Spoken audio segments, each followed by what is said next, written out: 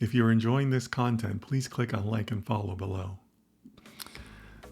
Okay, Mark says, well, Mark, tell us where you're from. I don't think I saw that from you.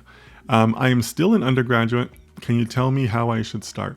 Yes, I have a whole video on this. So for anybody that's in the chat that hasn't seen my video yet, one of the very, very first things I did when I launched this channel, in fact, I think it's one of my very early postings, was I created a video guide for data science students. You're going to find it on my YouTube.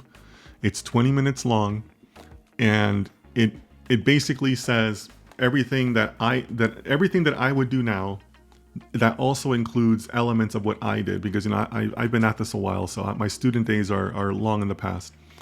But I included the things that I did along in there and how I would do them now. So please watch that video. I even issue a coding challenge in that video if you're interested.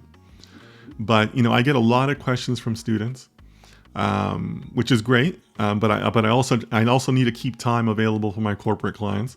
So that's why I created that video, so that all my student questions could go to that. But please watch it on my YouTube. I believe I call it my data science guide for students, or the data science roadmap for students, I believe is what it's called. But everything is in there as far as how I see it now in present day. And like I said, I also issue a coding challenge in there for you to kind of try to work through. But that's what I would do if I was an undergraduate. And also I'm assuming that you're not in a dedicated data science program, because otherwise, you would already know what your curriculum is. But I hope that helps, Mark. But go watch that, and I think it'll help answer your question.